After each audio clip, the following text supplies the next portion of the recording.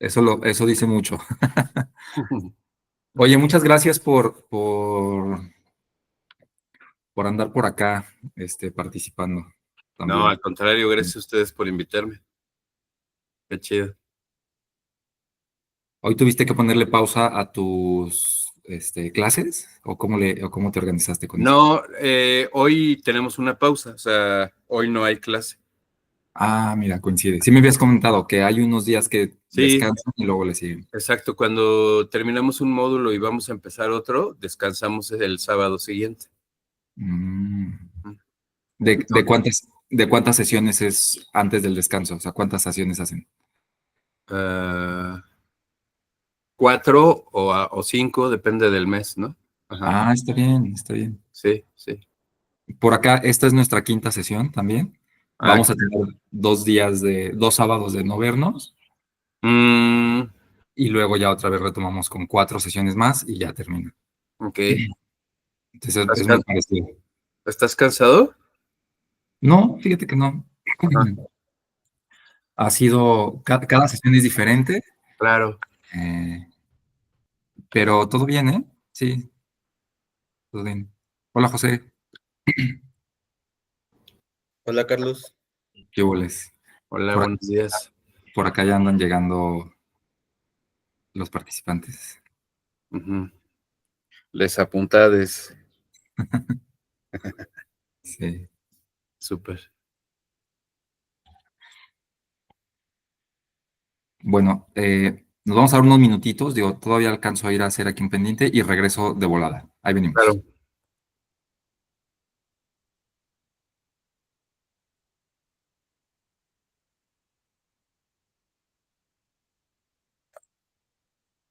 Ujú.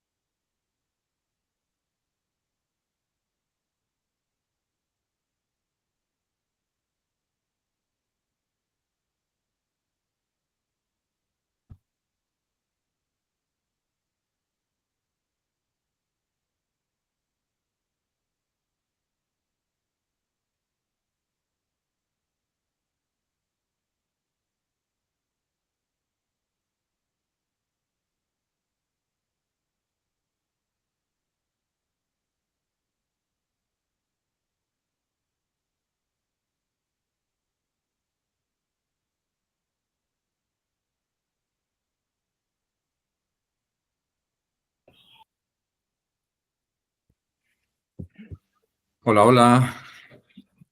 ¿Qué tal? Buenos días. ¿Qué tal? Muy buenos días. Me da gusto, ya se están conectando también por acá las demás personas. Y igual y nos esperamos unos 2 minutitos más a que vayan llegando. Pero mientras tanto, quiero comentarles, bueno, estoy acá preparando unas cosas. Bueno, recordarles que hoy es la quinta sesión de estos bloques que hemos armado con presentaciones. Después de esta sesión vamos a tener 2 sábados de pausa, digamos, 2 sábados estos que son para muchas personas de vacaciones. Y bueno, después retomamos otra vez actividades con Camila y Fran del CCC. Este es un cineclub que está en Chile, pero bueno, eso ya es dentro de otros 2 sábados. Así que vamos a poder tener una pausa. Pero bueno, mientras tanto, también nos da muchísima emoción y muchísimo gusto que hoy nos pueda acompañar Lefteris Becerra, un amigo, colega de la exhibición. eh, y bueno, vamos presentándolo para que quienes no lo conocen, bueno, él se dedica a la exhibición, a la investigación, a la programación. También es docente, ya nos explicará él en su presentación. Es un miembro activo de la red Cedecine. Ahí es donde nosotros lo conocimos. Y bueno, vive actualmente en la Ciudad de México. Cuando sabemos de toda la trayectoria que tiene Lev, dijimos, bueno, claro que lo vamos a invitar a que también participe en esto del bando, porque creemos que tu experiencia, Lev, tiene mucho terreno de donde podemos ir, como imaginándonos este panorama de lo que significa hacer exhibición y programación audiovisual. Así que muchísimas gracias por haber aceptado y bienvenido. Y pues por acá te recibimos con el bando.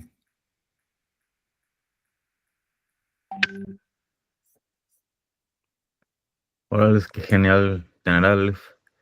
Yo ando también sé de cine, y sí veo muy activo.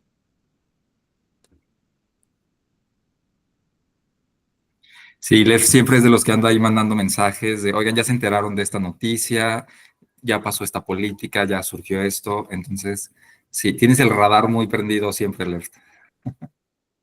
Sí, Ya pues nos- es que siempre ando como, estoy en 1 millón de grupos, les confieso, de WhatsApp y de Telegram y de no sé cuántas cosas, y Ay, me entero Dios. de muchas cosas y pues siempre trato de que se comparta la información.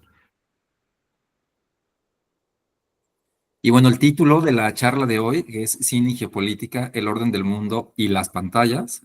Bueno, a mí me intrigó mucho y me emociona porque también habla como de este contexto que abarca, digamos, como pues la escena global. Y eso, bueno, en lo particular es un tema que me interesa mucho, así que vamos a estar como muy pendientes de la presentación. Además, la imagen también me intrigó mucho esta bomba, yo la desconocía, ya nos platicarás quizás también un poco de ella. ¿Y qué Ujú, tiene que ver con con el universo de la exhibición cinematográfica? ujú.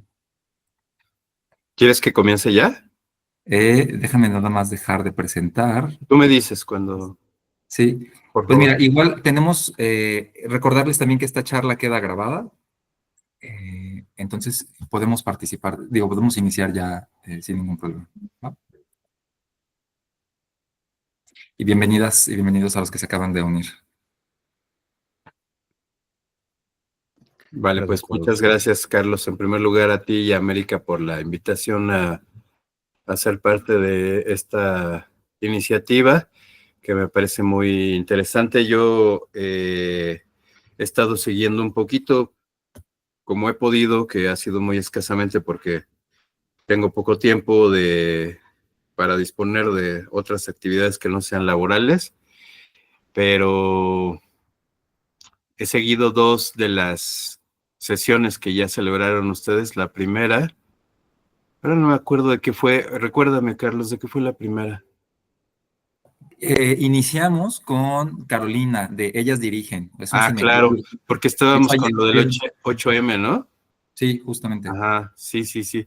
Y escuché con mucho interés, sobre todo, las participaciones de todas y todos.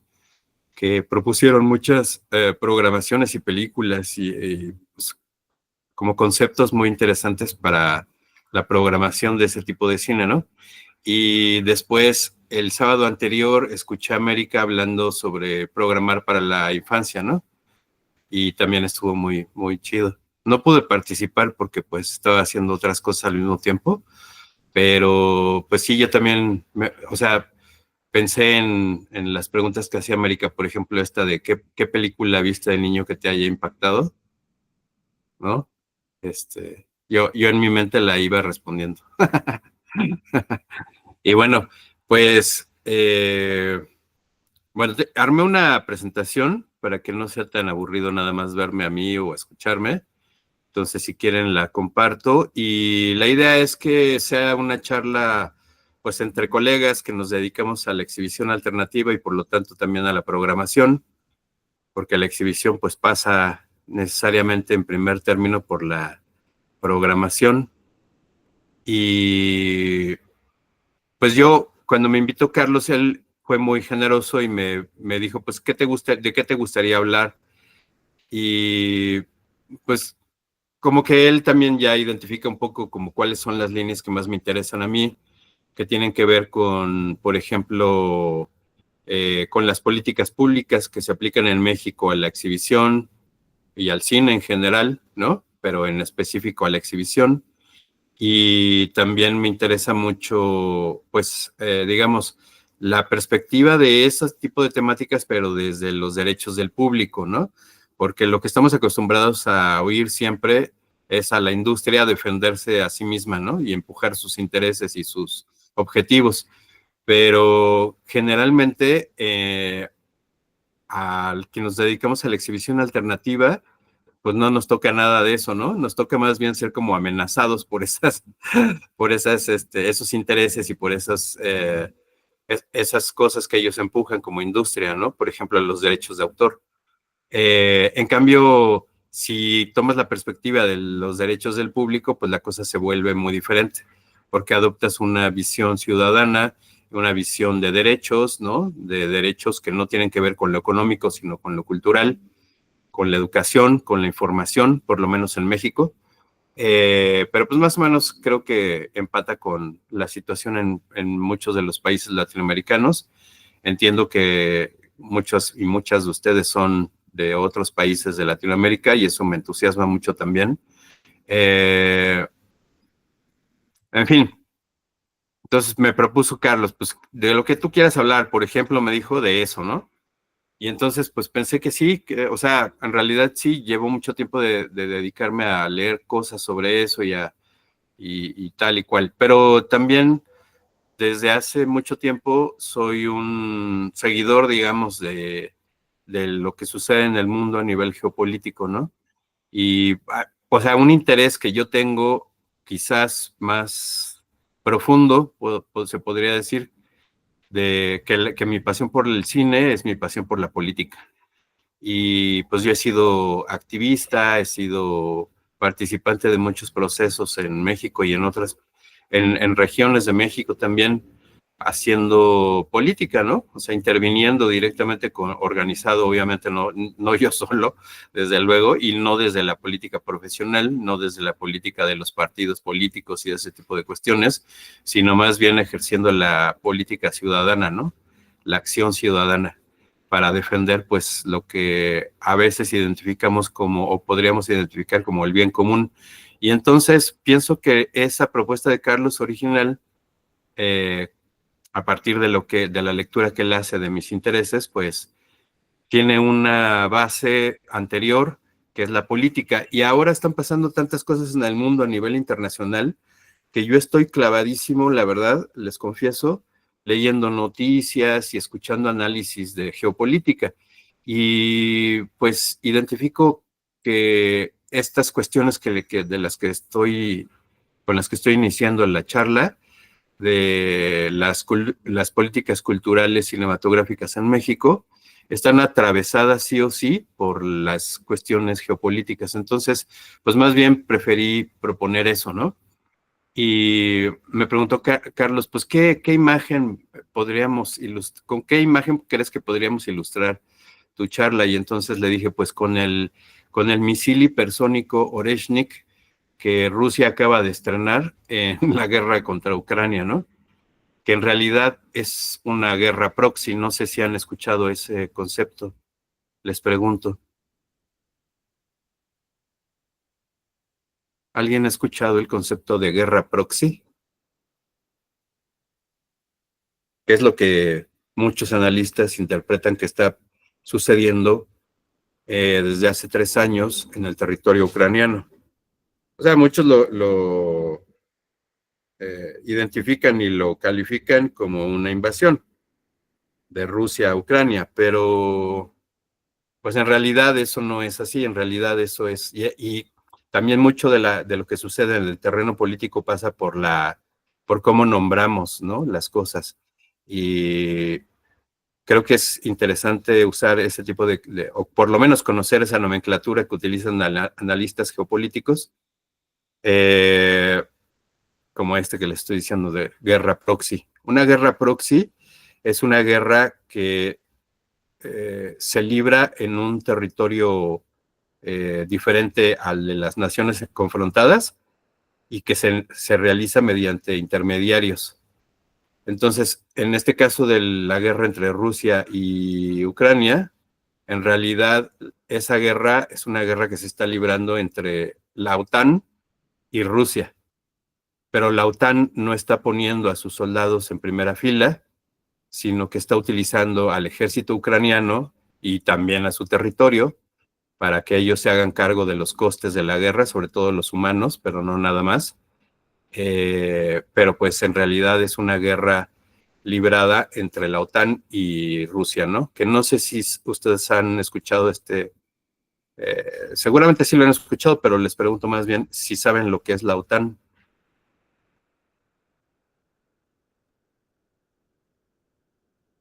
Carlos dijo que sí, pero los demás, ¿qué tal? Sí, No lo del- realmente. Lilian dijo que no realmente. Bueno, es la organización del Tratado del Atlántico Norte, que es una organización que se hizo después de la Segunda Guerra Mundial para defender a lo que podemos identificar como Occidente, es decir, Europa Occidental y Estados Unidos, Canadá, ¿no?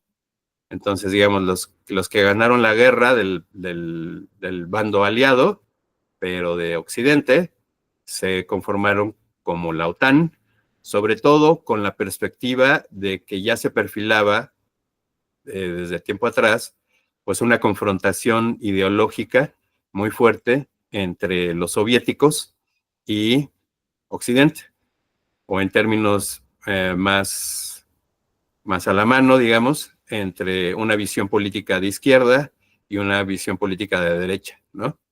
Entonces, como ya se veía venir eso, entonces Estados Unidos y sus aliados conformaron a la OTAN.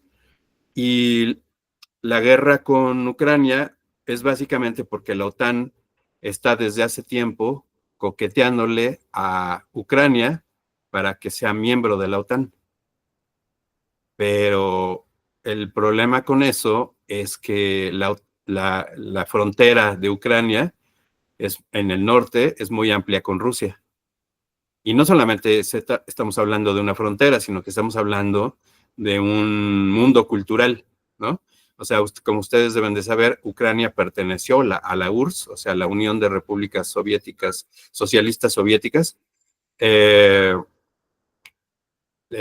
estado que fue anterior a lo que hoy es Rusia, a la Federación de Rusia, y que se acabó en 1991, tras el derrumbe del muro de Berlín en el 89, y después de unas negociaciones con líderes rusos que no fueron muy avispados, pues se hicieron negociaciones con el gobierno gringo y decidieron pues que se iba a balcanizar, por usar un término que seguramente han escuchado, ese país, ¿no? Bueno, el caso es que les voy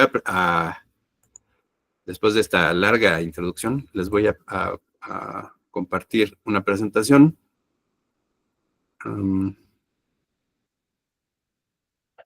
Y la idea es que pues intervengan, ¿no? Y que hagamos un diálogo. Obviamente yo los voy a convocar, o las voy a convocar eventualmente, pero pues... Interfaz que la de nosotros, mira. ¿Mandé? ¿Qué dices, Carlos? No, no, que me gusta mucho tu presentación porque es un tipo de letra que a mí me gusta mucho también. Ah, sí, está bien chida, ¿no? Sí. Sí, sí, sí. A mí me gustan las presentaciones hechas en Canva más que las de las otras, no sé, como que son padres, ¿no? Tienen su onda. Bueno, ¿ven esa primera lámina o no? ¿Qué es la portada? Que dice cine y política. Porque yo no la veo en lo que les estoy compartiendo, pero sé que sí No, está. dice que no se puede ver. Dice No, Ah, no se ve. vista sí, del público. bueno, pues no Ujú. sé qué pasa, pero bueno, era la portada que ya habían visto cuando empecé a compartir. Y bueno, después tenemos esto, ¿no? En realidad, lo que yo pienso es que el cine está atravesado totalmente por la política. Y todo lo que está sucediendo en el mundo del cine, desde las películas más palomeras de Hollywood hasta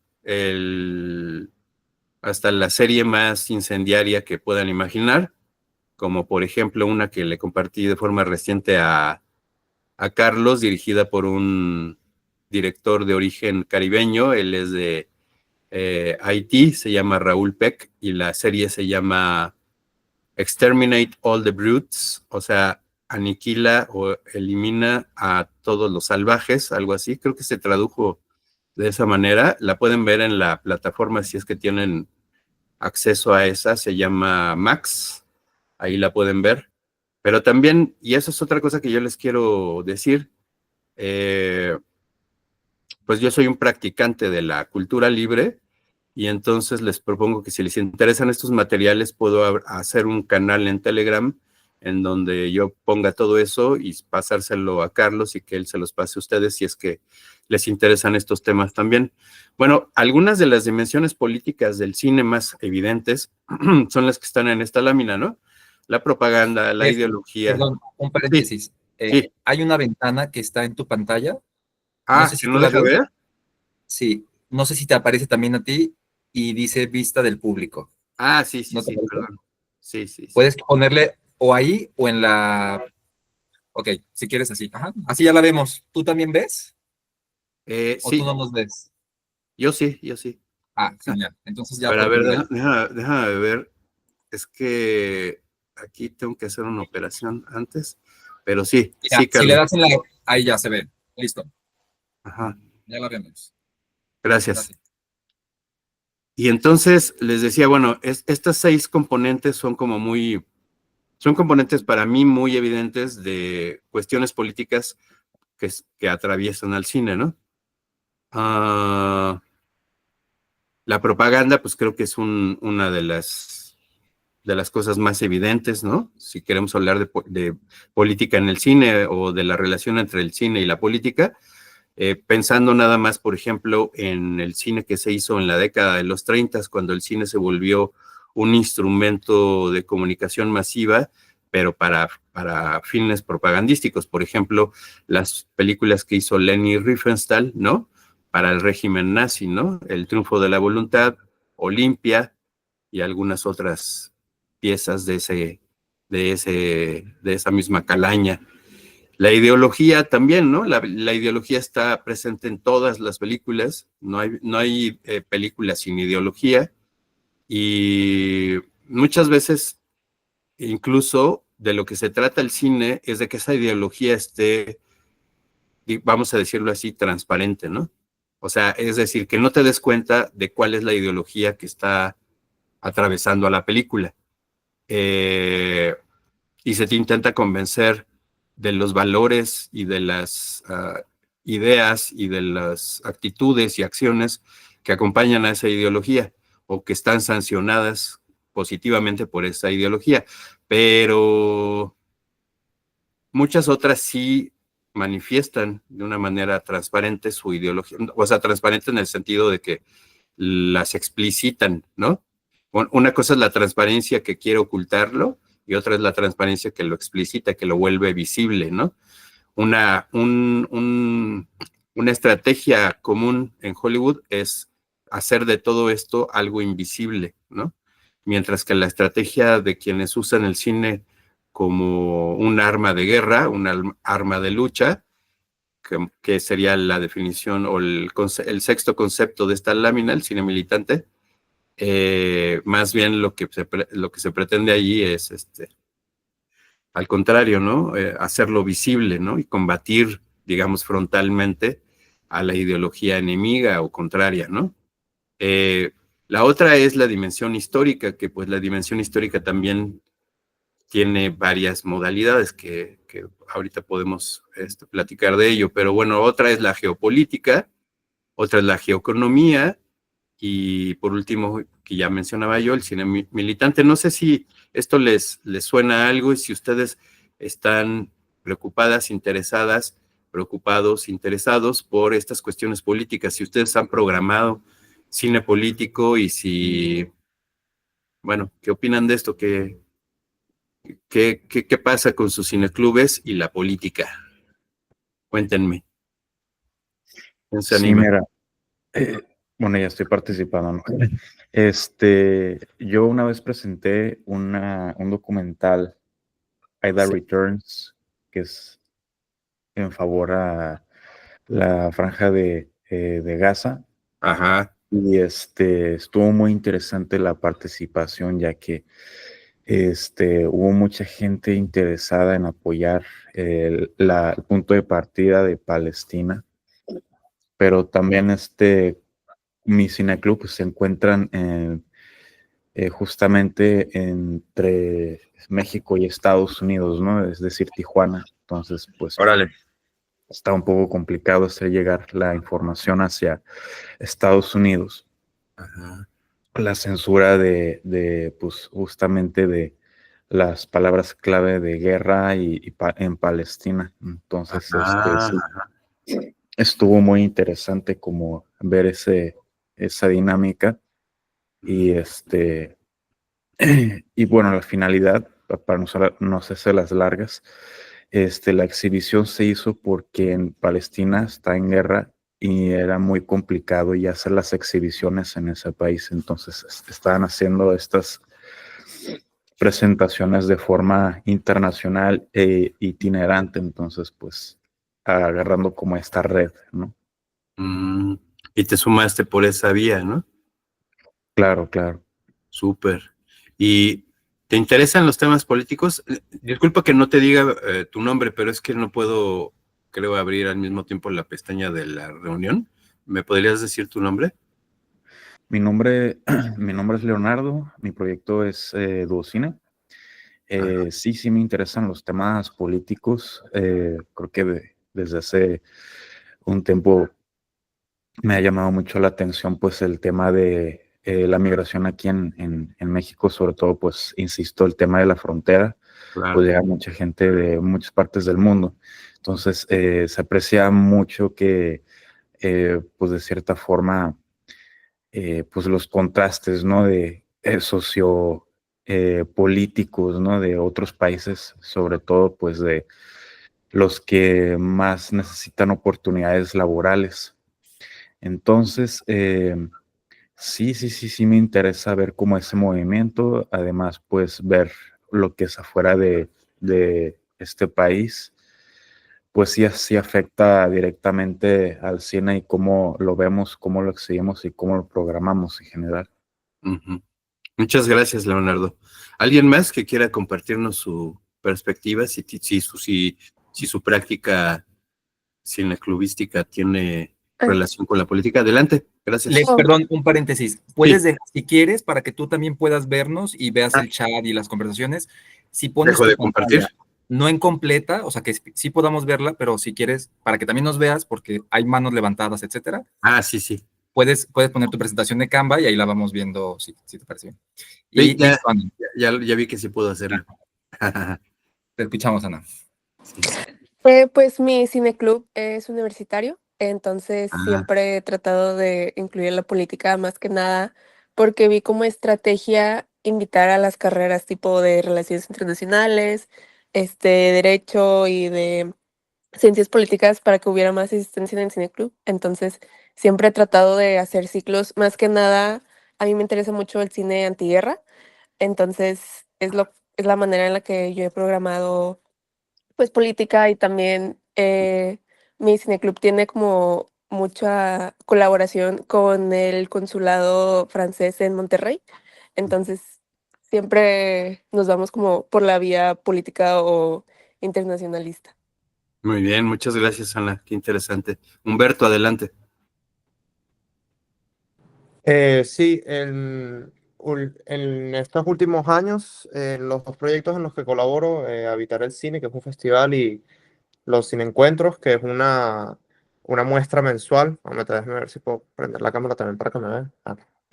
Em, eh, Nos hemos interesado mucho en el cine también con una dimensión política importante de resistencia. El año pasado en el festival programamos Afidai Film de Kamal Al-Jafari, que bueno, nos parece que probablemente haya sido una de las grandes películas del año pasado por toda esta carga, sí, de lucha que tiene la misma película. Tuvimos la oportunidad de hablar con Kamal y nos explicó cómo toda la película fue hecha con archivos que él recuperó de instituciones y de personas israelitas que los tenían guardados y que fueron robados en los años 80 en Beirut del centro, de un centro palestino que había allá y él intervino, ¿no? Todos estos archivos de manera manual y artesanal, muchas veces pintándolos con rojo, ¿no? Y esto nos pareció increíble. Y también este año, por ejemplo, hace 2 semanas, en la muestra mensual que programo, tuvimos la oportunidad de proyectar Taste of Cement eh, de Ziad Kalthoum, que es una película siria y que del 2017 y que recién este año fue estrenada en Siria después de la caída de Al-Assad. Eh, y la película trata de cómo todos los obreros que actualmente trabajan en el Líbano son sirios, ¿no? Y de cómo ellos están siendo explotados, viviendo dentro de los mismos edificios que construyen. Y eso también lo programamos en conjunto con otro cortometraje también sobre la problemática siria de un barrio que fue destruido por Al-Assad. Así que bueno, creo que todos esos temas nos parecieron interesantes y que yo creo que tienen mucho que ver con la situación que estamos viviendo actualmente, ¿no? Por ejemplo, Al-Assad cayó hace 3 meses, en diciembre, después de años y años de guerra, y creo que nos parecía importante.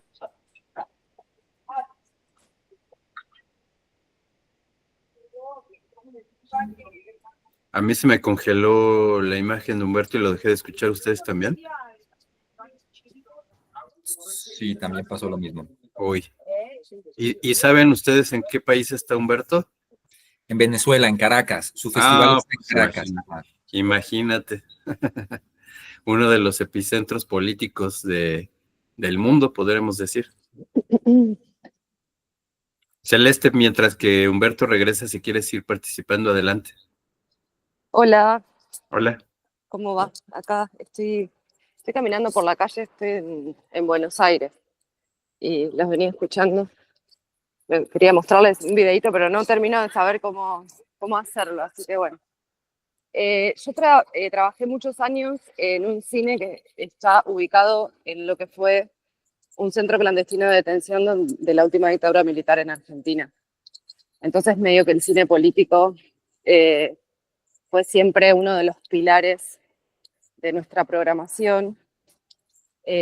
Argentina como que, o sea, tuvo una tradición de generar pensamiento y materiales cinematográficos sobre la dictadura, que al principio eran muchísimo más literales y pasado el tiempo, ya se están por cumplir casi 50 años, pasado el tiempo se fue como sofisticando y afinando mucho más y bueno, en las salas fue un poco acompañando proceso del cine argentino. Así que, bueno, nada, contarles eso.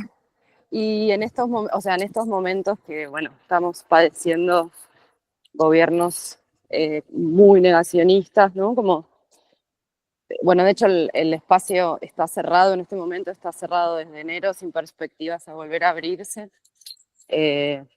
Despidieron a casi todas las personas, así que bueno, no sabemos qué va a pasar, pero en este contexto y el año pasado que estuvimos resistiendo bastante ahí, nos parecía como muy importante seguir pensando los imaginarios y las consecuencias que tienen hasta hoy, o sea, todo ese siglo de la Argentina de dictaduras consecutivas.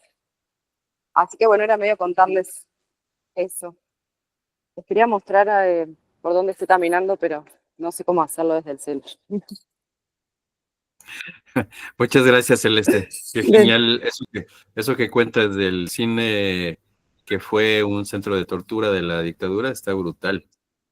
Sí, de hecho hay una directora que ha presentado ahí sus películas. O sea, siempre dice algo que me llega mucho al corazón, ¿no? Como que dice que cuando entra, es un espacio muy grande, son 17 hectáreas, y bueno, en uno de esos edificios está ubicado el cine, y dice que bueno, que cuando entra muchas veces como que camina por estos lugares, o sea, teniendo como algún tipo de percepción del horror que ahí pasó, y que automáticamente cuando le empieza a pasar eso se mete en la sala y dice, bueno, ahora acá hay un cine, ¿no? Es como una imagen linda. Linda, pero tremenda, ¿no? Muy bien. Sí, no, totalmente, pero bueno, el hecho de que haya Claro. un cine, ¿no? Que, no sé, que esté como lleno de personas Claro. que lo visitan, como que está pasando otra cosa, Claro, claro. resignifica mucho. Totalmente. Reconvertido a lo cultural, a lo educativo, a lo comunitario, genial. Humberto, si quieres concluir, porque te perdimos, camarada. Sí, perdón, es la conexión que aquí muchas veces es inestable. No, lo último que quería decir al respecto es que muchas veces estas películas que mostramos que son de países totalmente distintos a los nuestros, de culturas también muy lejanas, nos hablan mucho de lo que estamos pasando aquí en Venezuela y yo creo que eso nos funciona tanto a nosotros como programadores como también al público, ¿no? Y eso nos parece súper importante porque los problemas que están viviendo quizá a niveles distintos, obviamente, en Siria con un gobierno dictatorial y un gobierno autoritario, muchas veces nos hablan de lo que estamos pasando aquí desde hace muchos años, una figura que domina todo, censura, ¿no? Las cosas que no le convienen y tergiversa, como los archivos y los materiales. Eso creo que es algo que puede servir mucho para personas que están queriendo como entender, ¿no? Que lo que está pasando aquí no es algo aislado, sino que pasa en muchos otros países de maneras distintas y que como que también abre nuestro panorama. Así que yo creo que muchas veces el cine político tiene esa capacidad, ¿no? Muchas gracias, Humberto. Les quiero invitar, comenzando por Humberto, que mencionó 3 títulos por lo menos, aunque el corto no dijo el título, pero bueno, pero lo mencionó, nos habló de qué iba y todo esto. Les invito a que en el chat escribamos los títulos y si tenemos la información del director y el año, sería genial, el país también, para que podamos hacer como un banco de películas que nos recomendemos mutuamente. Yo, de las que mencionaste, Humberto, no he visto ninguna y me parece muy interesante conocerlas, ¿no? Bueno, tiene su manita alzada ahora, creo que es Verónica. Sí, Verónica. Adelante, Verónica. Hola, ¿qué tal? Bueno, yo estoy en Cinema 20, que es el cineforo de la Alianza Francesa de Puebla, y en ese sentido, toda la programación que hacemos viene precisamente de reconocer, ¿no? Pues que Francia fue un país que colonizó, y todas las películas que están en la programación están pensadas, bueno, primero que sea mitad películas mexicanas y mitad películas francófonas, y que las películas francófonas de alguna manera inviten a esta reflexión, ¿no? Porque creemos también que estamos en un lugar de muchísimo privilegio y es una responsabilidad el saber utilizarlo. Entonces, pues en realidad proyectamos pocas películas francesas, más películas francófonas. Y pues, no sé, pienso, el año pasado proyectamos una película de Ousmane Sembene, que, bueno, es un mediometraje que se llama La Negra D, y Ousmane Sembene, que hablaba como de este panafricanismo, ¿no? De obviamente criticar muchísimo a los procesos de colonización. Y la verdad es que las conversaciones después se ponen pues muy interesantes. O sea, ya es poca la gente como que defiende lo que no debería defender. Y la mayoría de las personas que se quedan están ahí porque quieren escuchar y aprender opiniones pues distintas. Entonces creo que reconocemos mucho eso, ¿no? Que tenemos un espacio de, pues, de mucho privilegio y en ese sentido es una responsabilidad el saber utilizarlo, porque pues tampoco sabemos cuánto vaya a durar y mientras podamos hacerlo lo mejor posible, pues la verdad es muy gratificante poder hacerlo. Qué genial, muchas gracias. Sí, esa película a mí me gusta mucho, es muy, muy, muy buena, ¿no? Y él es, Sembene es uno de los grandes del cine africano, ¿no? Senegal, no solo por ese título, sino por toda su filmografía y pues es un director extraordinario. Y qué interesante lo que estás platicando, porque pues bueno, ya contaron de dos experiencias relacionadas con la Alianza Francesa, pero bueno, tienen que saber ustedes, no sé si lo saben, pero en la guerra proxy de Rusia contra la OTAN, pues Francia está obviamente como enemigo de Rusia y es uno de los países que más empuja la idea de que no se negocie, de que no se llegue a un acuerdo de paz, sino que se siga por el camino bélico y que, pues, claro, como no son los soldados franceses, ¿verdad? Bueno, y ni aunque fueran soldados franceses, quienes toman las decisiones, pues no son los que van al frente de guerra, obviamente. Pero bueno, si además resulta que quienes están poniendo las vidas son los ucranianos, pues con más facilidad, creo, Francia, Alemania e Inglaterra están empujando más que nadie en todo el mundo que la guerra continúe en vez de que se negocie, ¿no? Intentando descarrilar las negociaciones que se han empezado a hacer entre el gobierno de Estados Unidos y el de Rusia. En fin, que eso también, pues, hay que considerarlo, porque si llegan a programar algo que tenga que ver con esa guerra, habría que ver qué y cuál es la perspectiva, ¿no? Porque a lo mejor podría ser que uno como programador no coincida, por ejemplo, decía alguien, creo que fue Celeste, que lo que programa está orientado en relación con la guerra, por ejemplo, hacia una visión más bien pacifista, ¿no? Entonces, abusados ahí. Muchas gracias, Verónica. Bueno, ¿le suenan estas 6 cuestiones de lo que yo llamé dimensiones políticas del cine? ¿O hay alguna que no les suene tanto y que crean que merezca la pena una breve explicación? Por ejemplo, les pregunto directamente, ¿geoeconomía, eso les suena?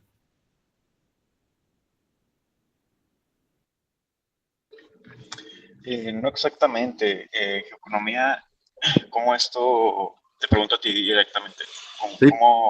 cómo funcionaría aquí la política de cine conforme a la geoeconomía? Perdón. Ajá, es que sobre todo son términos que utilizan algunos especialistas que yo sigo. Hay un español que es experto en cuestiones militares y en cuestiones de inteligencia, sobre todo en este segundo apartado, el de la inteligencia, y se ha dedicado también a estudiar los procesos económicos globales, o sea, los que pasan sobre todo por el neoliberalismo, o los que pasaron por el neoliberalismo, que al parecer está sufriendo unos duros golpes por parte de la administración de Trump, porque el bando contra el que Trump está peleando al interior de Estados Unidos son los globalistas, precisamente, ¿no?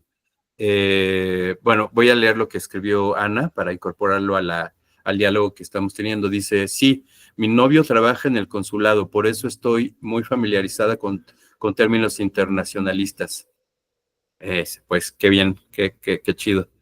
Pues Sí, geoeconomía, les decía, este autor que se llama Rubén Arcos Martín, tiene un libro publicado por la editorial Cátedra, que es esta editorial española que tiene varias colecciones sobre cine. Hay un título del que él es autor en la colección Signo e Imagen, que se llama La lógica de la excepción cultural, entre la geoeconomía y la diversidad cultural. Y ahí él explica y detalla, ¿no?, con datos históricos, cómo la excepción cultural que aplica en su política cinematográfica Francia, en su relación con otros países, en específico con Estados Unidos, pero no nada más, ¿no? Pero sobre todo con Estados Unidos, que es el que más amenaza con inundar sus pantallas, o sea, es decir, en términos económicos, su mercado, pues le puso límites, ¿no?, al gobierno estadounidense desde que empezaron las negociaciones multilaterales para crear el mundo del libre comercio, ¿no? Y entonces Francia esgrimió el argumento que se conoce como excepción cultural. No sé si han escuchado hablar de eso, pero de lo que se trata es que básicamente Francia dijo: nuestras industrias culturales no pueden ser parte del libre comercio. O sea, vamos a tener que tomar algunas medidas para proteger a nuestra industria, a nuestras industrias culturales en plural. En primer lugar, obviamente, al cine, porque como bien saben ustedes, pues Francia es uno de los principales países en términos cinematográficos por muchas razones, no desde una sola dimensión, sino desde muchas, ¿no? Pero bueno, ellos son parte de los que originaron que esta industria exista, digamos, ¿no? No voy a entrar en la discusión esa de que quién es el padre del cine y esas cosas, porque ahí es tomar partido por naciones a las que ni siquiera pertenecemos, pero sí, como puso Leonardo, sobre todo históricas, por supuesto, pero no nada más, ¿no? También, o sea, está atravesado por el cine Francia, y por eso le interesó mucho utilizar este argumento de la excepción cultural para sacar de las negociaciones de libre comercio al cine y a todas las demás industrias culturales de su país, ¿no? Entonces, así lo defendieron. Y este estudio, que les leí el título del estudio, de lo que habla es de eso, de cómo en las negociaciones que dieron paso a que existiera lo que conocemos como OCDE, o sea, la Organización del Comercio, ¿cómo es? OCDE, Organización del Comercio Mundial, algo así, ¿no? Que agrupa pues a todos los países que están, digamos, en la órbita del capitalismo y que quieren ser parte activa del comercio capitalista cada vez más libre, es decir, que la idea de base es que las mercancías circulen sin aranceles y sin limitaciones, ¿no? Bueno, eso se empezó a hacer con una cosa que se llamó el GATT, que era precisamente un acuerdo multilateral previo a la creación de la OCDE, Organización del Comercio para el Desarrollo Económico, ¿no? Creo que eso es lo que significa OCDE. Y en esas pláticas hubo varias rondas. En la última, que se llama Ronda Uruguay, porque tuvo lugar en Montevideo, también hay que ir tomando nota de cómo Latinoamérica ha sido parte de esto, ¿no? A veces poniendo, digamos, las mesas en las que se tomaron los acuerdos y se hicieron las negociaciones, u otras instancias, pero no hemos estado fuera de la jugada geopolítica en términos de lo que nos corresponde a los países que estamos en la órbita más bien de influencia de Estados Unidos, ¿no? A diferencia de lo que sucede actualmente en Venezuela y de lo que sucede desde el 59 en Cuba, pero el resto de Latinoamérica prácticamente estamos pues siempre bajo la bota de los gringos, sobre todo la bota militar, pero bueno, la bota militar siempre viene para allanarle el camino a las empresas gringas, ¿no? a los intereses económicos gringos, porque o sea, el ejército gringo siempre está haciendo eso, es como es la vanguardia para preparar todo para la geoeconomía. Y pues bueno, básicamente de eso se trata la geoeconomía, o sea, de cómo la perspectiva que se tiene desde Occidente, desde el ámbito europeo y estadounidense sobre todo, de las prácticas comerciales a nivel global, ¿no? O internacional. Y el cine, desde un comienzo, pues tuvo esta vocación, sobre todo para algunas prácticas y algunas instituciones estadounidenses abocadas a eso. Les voy a poner una cita respecto de eso, que me parece que clarifica mucho este asunto, ¿no? Y además nos da la perspectiva de, pues de entrarle ya de lleno a cómo pensaba cómo pensaba esta gente y cómo sigue pensando. Quizás habría que pensar en eso también, ¿no?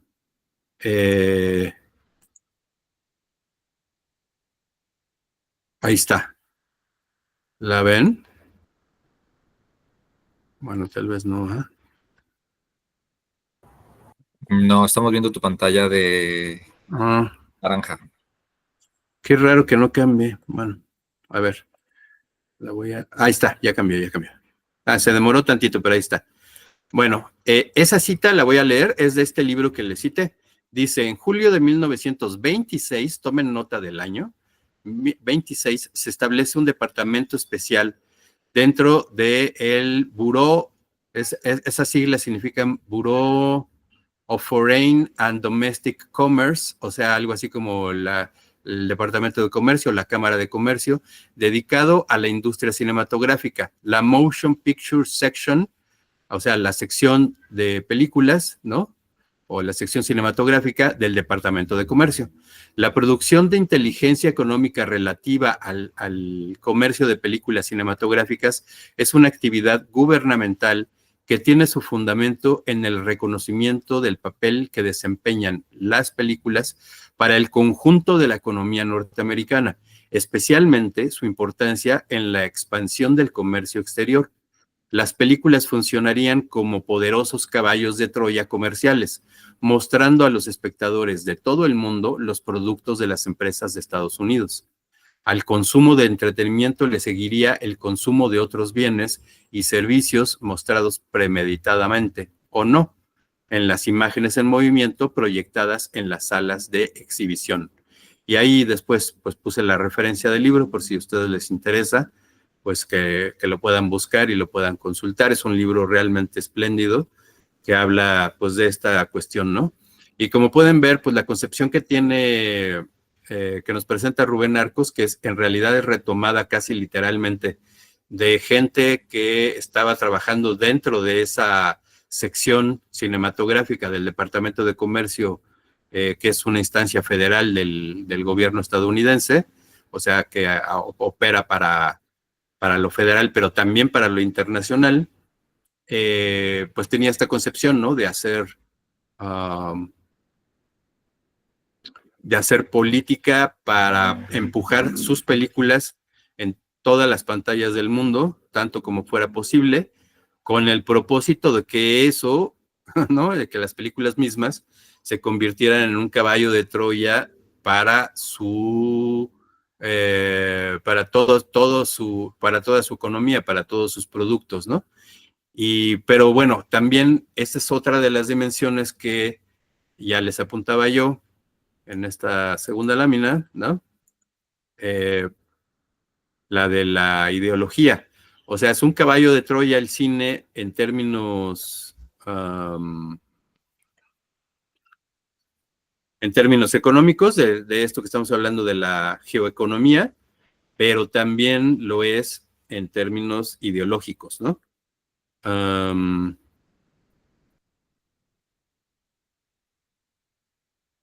¿Y qué decimos con lo de los términos ideológicos? Pues básicamente lo que queremos decir con eso es que pues el cine comunica valores, costumbres, acciones, ¿no? O sea, se vuelve en un objeto ideológico que perfila la manera de pensar de las personas y también de actuar, ¿no?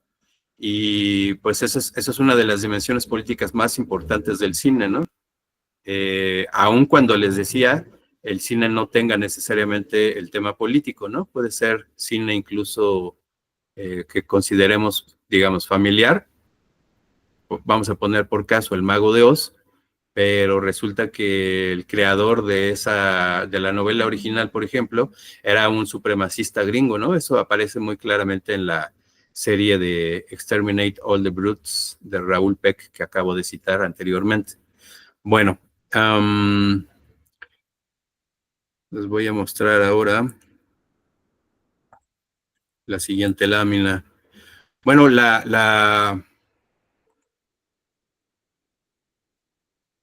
el cine hay que también tener bien claro, pues es una tecnología que nace en el seno de una sociedad capitalista, ¿no? Ahí les puse una cita de un crítico cultural alemán que me gusta mucho, que se llama Siegfried Zielinski. Y bueno, ahí está la referencia de dónde está sacada la cita. Básicamente lo que nos plantea Zielinski en esa cita y en ese artículo en general es como la relación entre la técnica, digamos, la tecnología y la cultura, ¿no? Y pues como estamos en una sociedad de corte capitalista, pues esta tecnología obviamente que está orientada hacia el desarrollo comercial, el desarrollo industrial, el desarrollo para la generación y acumulación de riqueza, ¿no? Que eso es algo que también tiene mucho que ver, pienso yo, no sé, me gustaría escuchar sus puntos de vista, pero ahí es donde también interviene la política para quienes nos dedicamos a la exhibición alternativa. Yo no sé si ustedes tienen taquilla, por ejemplo, pero ahora me contarán, pero creo que la mayor parte de la exhibición alternativa que se hace en América Latina pasa por la gratuidad, porque, en primer lugar, porque quienes hacemos el cineclubismo, aunque no doy por hecho que todos hagan cineclubismo, ¿no? Todos y todas, a lo mejor alguna o alguno de ustedes hacen otro modelo de exhibición alternativa, ya me contarán, pero el cineclubismo, por lo menos en América Latina, está asociado o surge es la organización de los públicos que se organizan para tener acceso y para tener un espacio de compartición del cine y que también, pues obviamente, se convierte en un espacio de convivencia y de compartición comunitaria, ¿no? De la experiencia cinematográfica, pero también de otras cosas que van más allá de las películas mismas. Muchas veces las películas en los espacios cineclubísticos y en el circuito cultural, educativo, digamos, son el pretexto para encontrarse con otras personas e incluso para, ¿por qué no?, organizarse para diferentes cuestiones y diferentes agendas, ¿no? Entonces, pues bueno, partiendo de ahí, yo por lo menos en mi práctica cineclubística y de los colegas con los que colaboro de modo cotidiano, pues no tenemos taquilla, por ejemplo, ¿no? Entonces ahí implementamos una política cultural que va más allá de lo económico o que está en abierta oposición contra la práctica económica industrial de cobrar la entrada y de ese tipo de cuestiones, ¿no? Yo sé que en Cineca sí tienen taquilla y sería interesante conocer la perspectiva de quien tenga prácticas pues que son diferentes a las que yo estoy ejercitando de modo cotidiano. ¿Qué opinan de esto? ¿Qué piensan? ¿Cómo son sus prácticas y sus visiones de esto, ¿no? Bueno, quiero aprovechar esta pausa, Lev, para comentar algo de lo que venías platicando. Sí. Hay un chileno, un artista, se llama Juan Downey, que lo que tú mencionabas de el ejemplo anterior,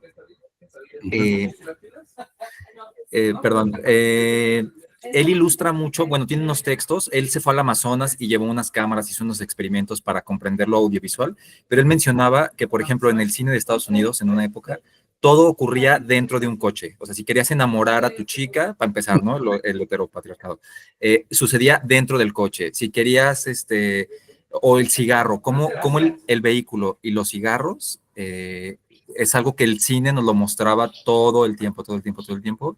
Y bueno, eso obedece a lo que mencionabas anterior de la economía y cómo se difunde a través del cine. Entonces quería dejar esa referencia de Juan Downey, unos textos maravillosos que igual y, si los puedo rescatar, se los comparto también. Sí, sería genial que lo circularas. También ahí está el famoso sociólogo que creo que ya rebasó los 100 años de vida, Edgar Morán. Tiene un libro, un estudio muy, muy célebre sobre, creo que se llama El hombre imaginario, sobre el cine. Y él también habla ahí de cómo a través del cine se modelan muchas de las conductas sociales, ¿no? O sea, primero están en el cine y de ahí se van difundiendo a todo el cuerpo social. No sé si Celeste alzó su mano o simplemente no la bajó en su participación anterior. Me parece que fue de la vez anterior, porque ok. ella venía a la calle y comentó en el chat de WhatsApp que estaba con complicaciones. Claro. No. Sí, que no le sabe bien, ¿no? A usarla desde el celular, esta plataforma. Bueno, Ana Medina puso un comentario que dice, mi cineclub es gratuito porque a mí me parece que la cultura debe de ser libre y accesible para todo mundo. Sí, como que en realidad, como somos los públicos organizados quienes hacemos este tipo de prácticas, por lo regular, pues nos identificamos con la idea de que sea gratuito, ¿no? Y además creo que también tenemos la conciencia, no sé qué opinan ustedes, ahorita le damos la palabra a Leonardo, tenemos la conciencia de que no porque pusiéramos una taquilla, eso va a ser sustentables nuestros proyectos de exhibición. Y entonces y además, pero lo que sí seguro va a pasar es que la gente va a dejar de ir, mucha gente que se acerca dejaría de ir, ¿no? Yo, por ejemplo, en mi práctica, que le podemos llamar algo así como la política que uno implementa en su proyecto de exhibición, ¿no? La política económica y la política política, porque es de las dos cosas. Lo económico es muy difícil desligarlo de lo político, eso ya lo puso en claro muy bien Marx, ¿no? Son parte de sus aportaciones más importantes, ¿no? Que hizo. O sea, yo me he visto obligado, por ejemplo, en algunas ocasiones a tener que cobrar la taquilla, ¿no? Porque algún festival o algún nos obliga, o sea, nos pone de condición. Si quieres poner estas películas, pues vas a tener que cobrar la taquilla, aunque sea el precio que tú decidas y que sea muy bajo. Y entonces lo hacemos y la gente deja de ir, o sea, simplemente por poner, aunque sabemos que lo puede pagar, pero como que no le late a la gente que digamos que el espacio se convierta en algo mercantil, ¿no? En donde lo mercantil sea la condición para entrar o no. Adelante, Leonardo. ¿Qué tal? Voy a bajar la mano. Se me hace muy interesante ver cómo la perspectiva de aquí mis compañeros en esta sesión, pues muchos que no cobran la taquilla y muchos que sí cobran la taquilla. Creo que sí está interesante dibujar la línea de más porque hay muchas tecnologías que nos facilitan tanto ser cineclubismo o ser programadores en general, ¿no? de cine. Por ejemplo, yo anteriormente llegué a utilizar Discord para proyectar películas y pues es mucho más fácil y mucho más accesible proyectar desde ese medio, no cobrar algo que pues agarrar un espacio, tener que cobrar, tener que, pues ahora sí que cubrir la renta y gastos pues de movimiento. Entonces, pues es un tanto como digo, dibujar la línea y para qué vamos a utilizar ese recurso económico, ya que vivimos en una sociedad pues donde el capital, bueno, el capital es súper importante pues para mover la comunidad de un punto A un punto B, ¿no? Entonces, o bueno, al menos esa es mi perspectiva, ya que pues el cine, los espacios de cine necesitan crecer, necesitan moverse a otros lugares y si se ocupa un recurso económico visto afortunadamente aquí en México tenemos los apoyos económicos y pues eso es lo que también nos ayuda de cierta forma, quizás no cobrar tal cual una taquilla y pues aportar a la cultura de nuestra comunidad sin cobrar, o pues dependerán, ¿no? Las funciones. Muchas gracias, Leonardo. José Luis, adelante. Pues yo quería, bueno, escuchando lo que mencionaste, siento que es también en cómo configuramos a veces nuestros espacios y también cómo lo configura pues el consumo de estas grandes cadenas como Cinépolis, Cinemex, porque siento que hay un tipo de contenido que la gente cree que sí vale la pena pagar, como estas cosas de Cinépolis, de Cinemex, los grandes blockbusters de Disney, de Warner, que por esas cosas sí se tienen que pagar y que cuando son documentales, cuando es cine de otros países, cuando son propuestas independientes, que ese cine no lo tienen que ofrecer gratuitamente, porque de otra manera no lo veríamos, pero que de Disney y de Warner son las cosas que sí tienes que pagar y que son las cosas que sí se merecen pagar. Y no sé, por ejemplo, también me pongo a pensar en el documental de que mucha gente, cuando llegan a estar en Cinépolis no las van a ver. En cambio, si van a verlos a cines independientes, a cines pequeños, a cines itinerantes, pero cuando están en Cinépolis o Cinemex no los van a ver porque simplemente creen que no merecen, inclusive como inconscientemente que no merecen esa sala. O sea que ese espacio va reservado para estos grandes presupuestos de $200 millones y cosas por el estilo. Y me quedé pensando mucho en eso porque ahorita con lo que mencionaste, de que cuando ponemos taquilla, la gente deja de asistir.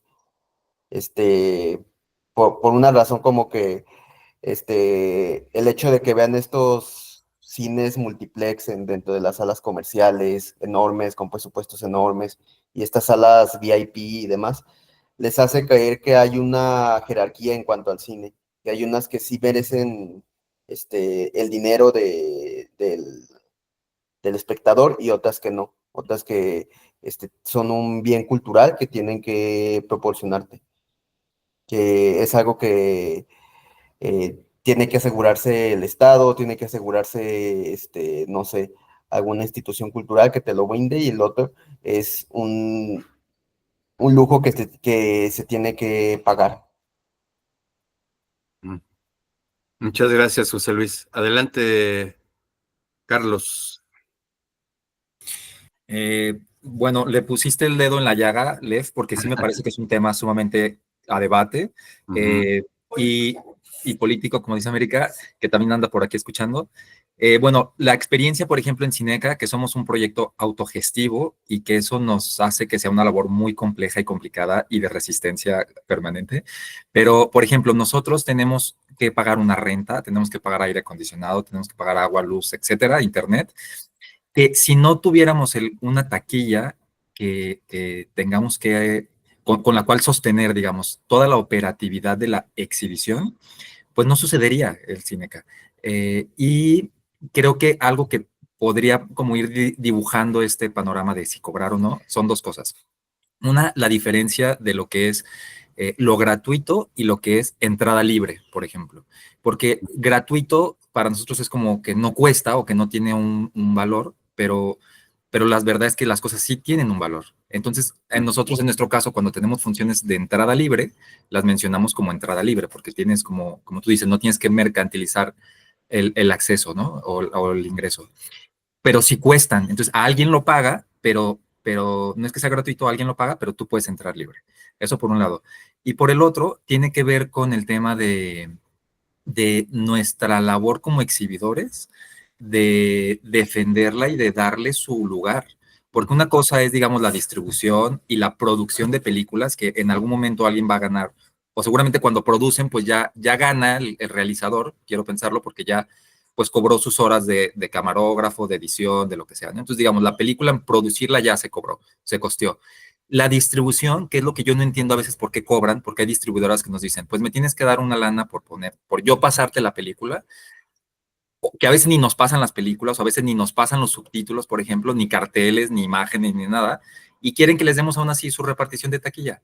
Eso también todavía no terminamos de entenderlo, pero la exhibición, pues hay que pagarle al operador que va a estar en la cabina, hay que pagarle al que va a investigar de la película y va a hacer el conversatorio, hay que pagarnos, pues también porque queremos y creemos que hay que defender que este trabajo, que es la exhibición, pues estamos luchando para que sea que tenga una dignidad, ¿no? Digamos, y no precarizarnos, lo decíamos en otras sesiones.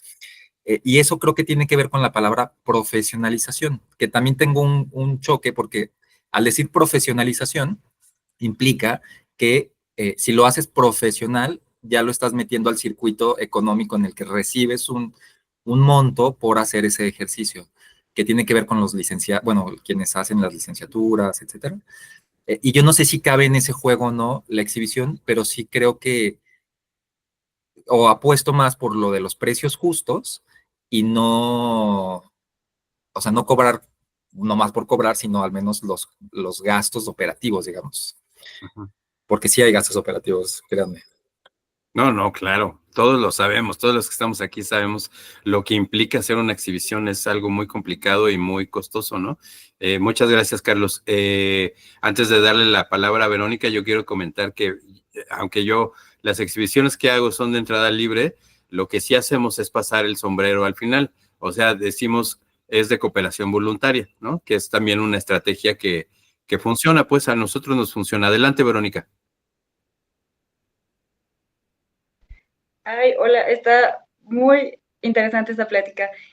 Bueno, yo les comento, del cineforo que tenemos es de entrada libre, no se cobra ninguna función, y lo que sí se cobra, que no tiene nada que ver con el cineforo, es el tour de cine francés. Y lo menciono retomando un comentario que decía José Luis, como de que a veces, pues como audiencias tenemos nociones de que ciertas películas valen más que otras, y creo que eso se ve tristemente. Bueno, una vez al año que es el Tour de Cine Francés en la Alianza Francesa. Hace 2 años se llenaron todas las funciones. El auditorio que tenemos tiene capacidad para casi 100 personas y todas, son 3 semanas de una función al día y yo creo que se vendió todo. El año pasado no tanto, pero bueno, con esa programación no tenemos nada que ver porque es con otra distribuidora, me parece. Y lo que yo también pienso es, digo, personalmente pues, me entusiasma, me emociona que el cineforo sea de entrada libre porque creo que si de por sí son películas que muchas veces la gente a veces va como con un poco de, pues no sé, de miedo o de desinterés, si cobráramos por ellas, no sé si funcionaría, eso es uno. Y lo otro es que también pienso, porque no sé exactamente cómo funciona el tema de como de la distribución o redistribución de los recursos. Es decir, en varias ocasiones hemos querido proyectar películas. Recuerdo hace 2 o 3 años que quisimos conseguir los derechos de El Muelle de Chris Marker. Y pues bueno, nos cobraron una cantidad, además en euros, así exorbitante, que dijimos, obviamente esto no se puede pagar. Y la terminamos proyectando para una escuela y bueno, dijimos que era para una actividad académica, pedagógica y pues ya, ¿no?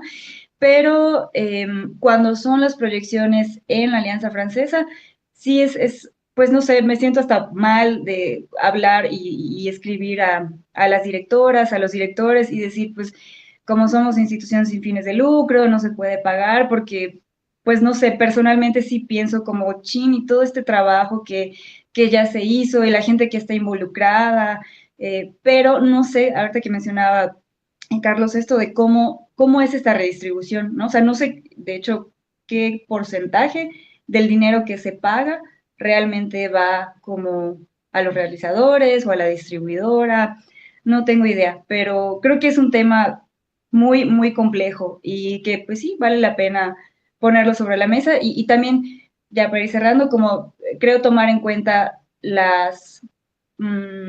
como las condiciones de cada espacio, ¿no? Porque al menos en nuestro caso no va a ser necesario el tema del cobro en taquilla, ¿no? Lo que sí me pone en conflicto es cuando queremos proyectar películas que son maravillosas y que pues obviamente piden un pago, el no poder hacerlo, pues sí digo, chino, no podría haber como un punto medio, pero pues no sé, ¿no? Creo que tiene que ver también como con estas políticas tan rígidas muchas veces de, pues de la misma industria, ¿no? Que es complicado y que a veces lo más sencillo es si se puede hablar directamente con directores y directoras, que casi siempre, al menos en mi experiencia personal, casi siempre nos prestan la película, ¿no? Y pues bueno, eso, no sé, no tengo respuesta, solo tengo muchas dudas y muchas preguntas, pero está muy buena la conversación. Muchas gracias, Verónica. No sé si Javiera, perdón, quiere intervenir. Adelante, Javiera. Sí, no, yo quería contar algo como una anécdota, como creo que es muy interesante todo lo que han hablado. Yo igual trabajé en una sala de cine hace un tiempo y era, claro, cuando estaba liberada porque recibía financiamiento municipal, pero llegó un alcalde de derecha y, y nos echaron a todos. Pero esa era mi relación como con la distribución y no sé qué. Y claro, como que ahí en general nosotros pagábamos fee a los distribuidores y ahí íbamos haciendo como un cálculo, igual como yo en general no gastaba mucho, porque igual me importaba que la sala, como a mí me pagaban mi sueldo y veo que yo no me preocupaba como por el financiamiento, como que me estaba asegurado.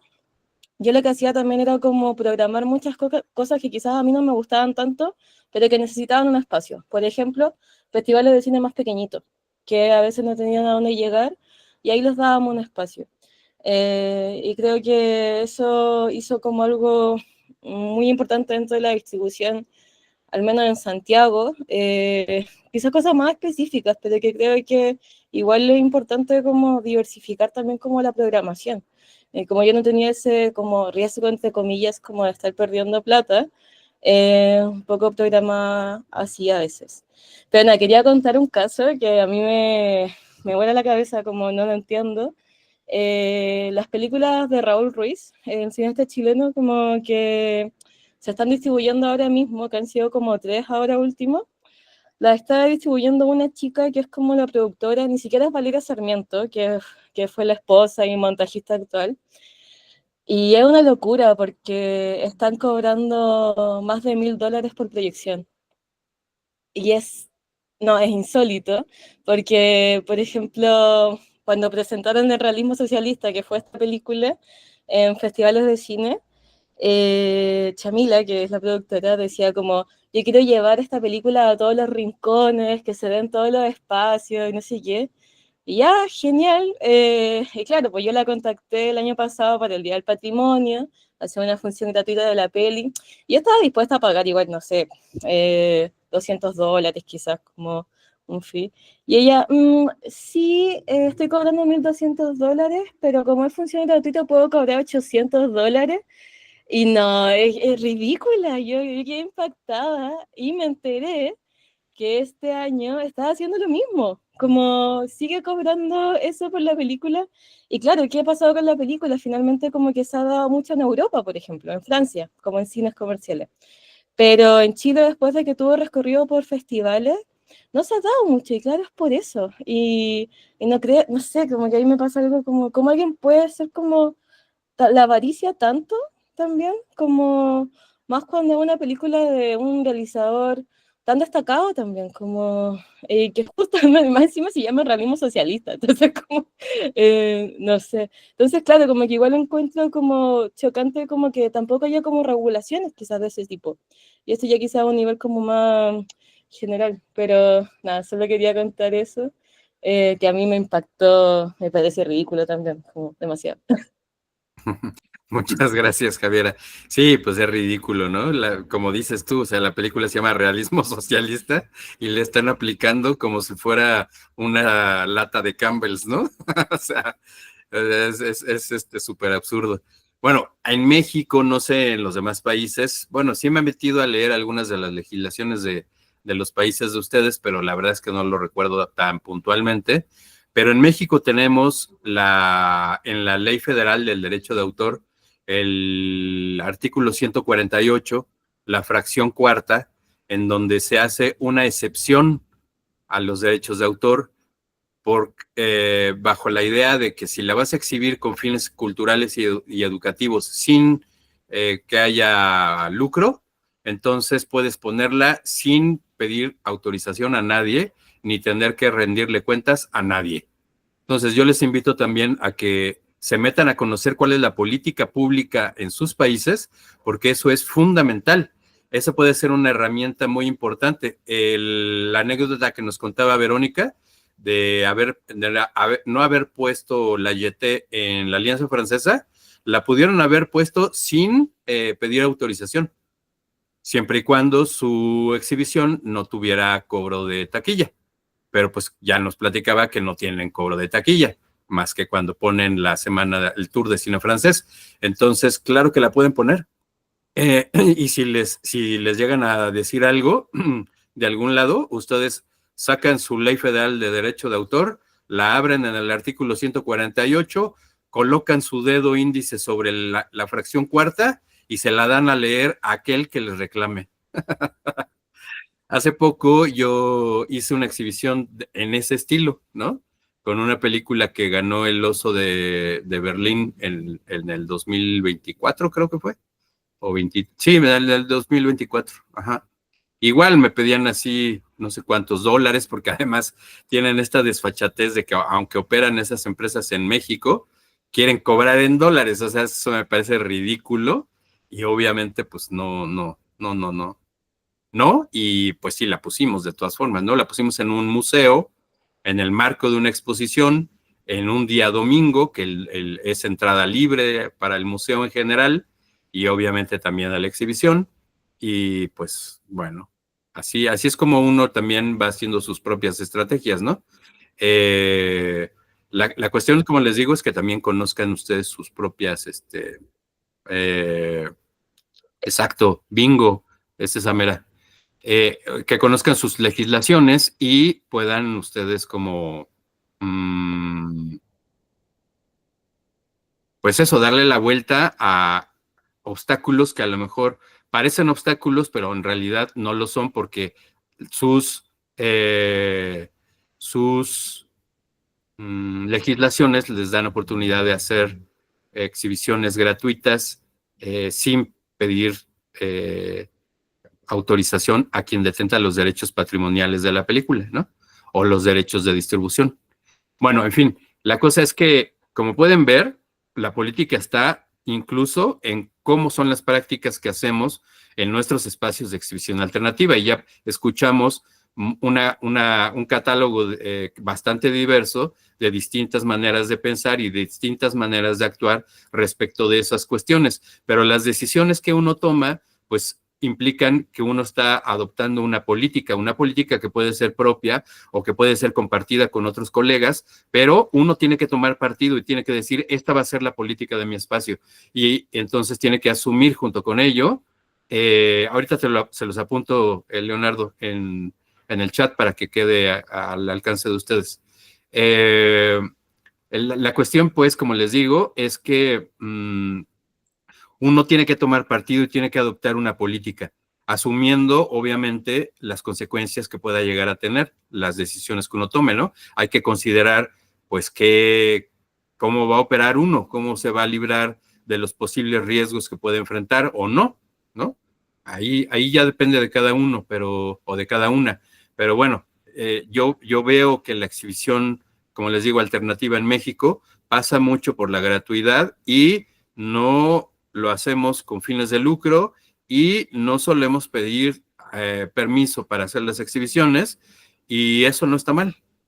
Mucha gente nos acusa muchas veces de que no somos profesionales, como decía con el argumento que esgrimía Carlos, sobre todo de la gente de la industria que nos quieren como hacer entrar en cintura, como se suele decir, pero bueno, no lo lograrán porque el profesionalismo que le ponemos a nuestras actividades no está en el cobro, en la mercantilización de las actividades que hacemos, sino en el grado de compromiso con el que las hacemos. Eso ya es otra cuestión.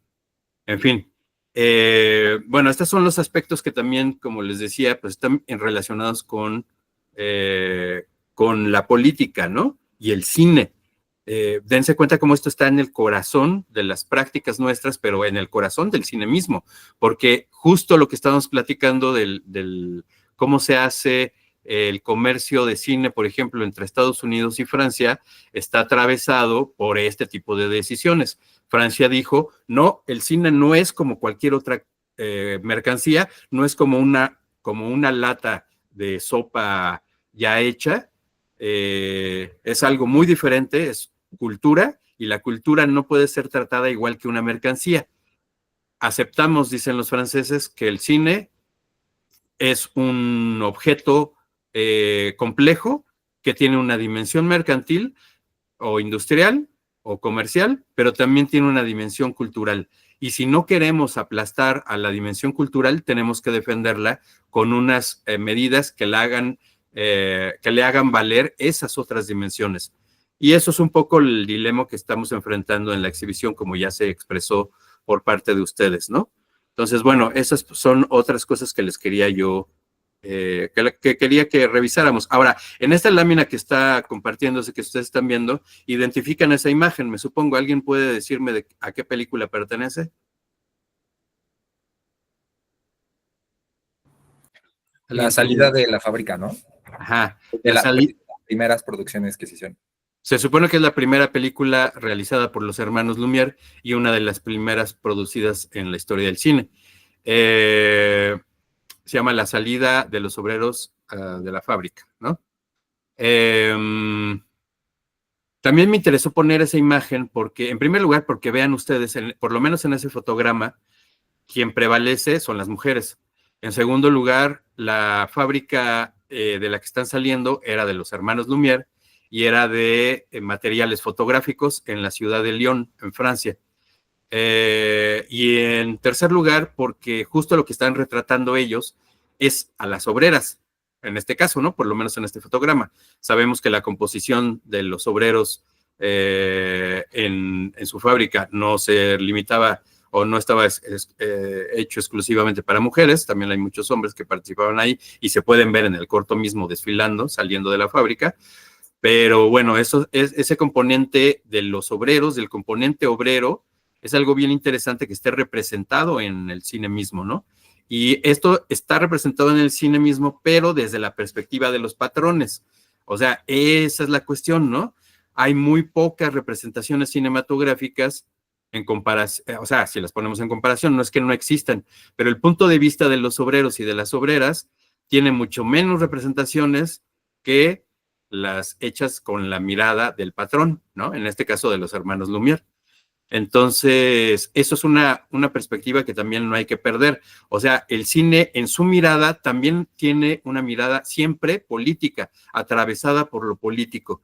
Y no es lo mismo lo que un piensa y por lo tanto mira una obrera que lo que piensa su patrón, ¿verdad? Entonces, bueno, eso es algo que también quería poner acá. En 1995 que se celebró, se supone, el centenario, entre comillas, oficial del cine, un cineasta checo, pero en realidad alemán, que ustedes a lo mejor conocen, Arun Farocki, hizo un cine ensayo que se llama igual que este corto de los hermanos Lumière, que dura 33 minutos y que está libre de verse en YouTube con subtítulos en español. Les invito a que lo vean, es maravilloso, porque justo lo que hizo fue tomar un montón de representaciones de obreros saliendo de la fábrica y a partir de esos fragmentos hacer reflexiones sobre estas dimensiones políticas que yo estoy ahora comentando con ustedes. Alguien puso un comentario, lo voy a leer, dice... Pero a propósito de un título de una película que no voy a decir, no es lo mismo programar esa película que una película que haya sido hecho fuera de un círculo de distribución como cine de cooperativas. La duda aquí es si ese tipo de cine se sigue haciendo. Sí, claro que se sigue haciendo, Karina. Sí. O sea, como estoy explicando, se hace mucho menos, desde luego, ¿no? Pero también, por ejemplo, ese documental del que tú escribiste el título, es un documental que tiene la perspectiva o sea, la mirada con la que está hecho es de una persona que tiene un pie en África, ¿no? Y que pertenece culturalmente y hereditariamente, ¿no? Desde su ADN a, pues a la gente africana, ¿no? De una cierta región específica. En este caso, Senegal y Benín, ¿no? Y Mali también. Y eso es de lo que estamos hablando ahorita, de la mirada, de cómo están construidas las películas y cómo eso está atravesado por lo político todo el tiempo, ¿no? No hay película que no esté hecho desde una mirada y esa mirada siempre está situada. Y lo interesante también del análisis y de la crítica cinematográfica es dar con esa, identificar cuáles son las perspectivas ideológicas que están construyendo esas imágenes acompañadas de los sonidos que estamos consumiendo, ¿no? Para ponerlo en términos económicos. Bueno, voy a volver un poquito y voy a poner esta lámina que seguramente les sonará, sobre todo en el cono sur, aunque no exclusivamente, porque una de las dimensiones del cine y su relación con la política, como poníamos, es la historia, ¿no? Cómo se construyen las narrativas, las historias, las miradas. Y pues en Latinoamérica tenemos el tercer cine, llamado así por un famosísimo manifiesto firmado por el grupo Cine Liberación, que encabezaban Octavio Guettino y el Pino Solanas, Fernando Solanas. Y bueno, es el letrero que estoy poniendo que se ve un poco borroso, es parte de una copia defectuosa de donde saqué el fotograma, pero es un fotograma de la primera parte de La Hora de los Hornos. Ese film que podemos decir que es un film manifiesto, un film panfleto, un film bomba molotov, ¿no? El subtítulo de la primera parte de La Hora de los Hornos es Neocolonialismo y Violencia. Y bueno, ahí uno de los letreros muy claros que ellos ponen es falsa la historia que nos enseñaron. Y bueno, esto es importante porque justo lo que están haciendo los cines militantes, como el que se practicó en América Latina a finales de la década de los 60 y en la de los 70, entre otros componentes con el tercer cine, pues pasa por eso, por cuestionar la narrativa del imperialismo, en este caso del imperialismo estadounidense, del imperialismo yanqui. Y bueno, en términos de discutir las narrativas, podemos hablar de cómo la narrativa estadounidense, de las películas estadounidenses, está centrado siempre en individuos, ¿no? En héroes, en heroínas, ¿no? Pero siempre individuos, aunque pertenezcan a, por ejemplo, el ejército, pero siempre son personas que son individuales y que tienen sus propias historias y que se acaban convirtiendo por sí mismos en héroes, ¿no? Como sucede un poco en los cómics de superhéroes, ¿no? En la misma modalidad. Eso siempre se confronta, y lo habrán escuchado, lo habrán leído y lo habrán percibido por ver las películas que pertenecen a la Revolución Soviética. Pues ahí la narrativa estaba centrada en un sujeto histórico colectivo, no en individuos. Y eso sigue sucediendo en algunas narrativas. Cada vez sucede menos, pero también hay que reconocer que en algunas narrativas que tenemos a la mano y que se han estado produciendo en países como México, se está recuperando esa visión. En México, desde el sexenio pasado, se está apoyando a nivel estatal la producción de cine indígena. Y las comunidades indígenas no tienen esta perspectiva de los héroes, tienen por lo regular la perspectiva comunitaria, colectiva. Y yo acabo de ver una película que les recomiendo mucho, todavía no se estrena, apenas está en su periodo de lanzamiento, circulando en festivales, se llama Chicharras, la dirigió una colega nuestra de Cedecine que se llama Luna Marán, pero en realidad es una producción hecha con su comunidad indígena de Guelatao de Juárez, en Oaxaca, ¿no? En la sierra. Por cierto, el pueblo en donde nació Benito Juárez, ¿verdad? Y bueno, ahí en esa película la perspectiva completamente es esta, la de un colectivo. Vemos historias también de individuos, pero siempre atravesados y que son parte y que tienen dinámicas colectivas. ¿Qué te pareció a ti, José Luis? Si nos puedes compartir, sería muy interesante conocer tu punto de vista sobre la película de Luna Marán. A mí me gustó porque da como un panorama así del pueblo, de todas las edades, de todas las personas, hasta inclusive los entes de gobierno. Y pues por ahí se cuelan ciertos como chistes también de la burocracia, de cómo inclusive hay esta burocracia que quieren imponer los de gobierno en un pueblito tan pequeño donde todo se hace así de manera inmediata. Los problemas se resuelven de manera inmediata. Pero está padre porque sí plantea como a todos los del pueblo, inclusive a jóvenes que no saben qué van a hacer de su vida después. Exacto. Muchas gracias, gracias por compartirnos tu perspectiva de esa película que estoy yo comentando, ¿no? Bueno, también hay otros componentes del cine que están relacionados directamente con la política, y son estos que están ahorita, espero, pudiendo ver, los festivales de cine. Los festivales de cine, el festival más antiguo, ¿ustedes saben cuál es? Que sigue existiendo, quiero decir. ¿En México o...? No, en el mundo, en el mundo. No sé si es Venecia. Sí, es Venecia, justo. ¿Y sabes, Humberto, quién lo instrumentó? No sé si no sé si fueron durante la época fascista en Italia. Sí, fue Mussolini, que además él es también el creador, digamos, el fundador de los principales estudios de producción cinematográfica en Italia, Cinecittà, famosísimo, en donde, por ejemplo, Fellini filmó películas tan importantes como Amarcord o como Y la nave va, por citar dos de sus títulos emblemáticos, y donde se hizo mucho cine italiano, del buen cine italiano, ¿no? El de la posguerra, el que identificamos como de lo mejor de su cinematografía. Bueno, los festivales de cine están atravesados sí o sí por la política, y de hecho los que ubicamos como los principales, además del de Venecia que ya estábamos mencionando, los que se llaman de clase A, Cannes, Berlín, ¿no? San Sebastián, sobre todo los dos primeros que mencioné, Cannes y Berlín, son parte de una jugada geopolítica por establecer, digamos, a nivel cinematográfico la voz cantante de Occidente, pero eso como imposición para el mundo. Entonces, aquí lo interesante viene siendo que estamos enfrentando un mundo que se está transformando ante nuestros ojos.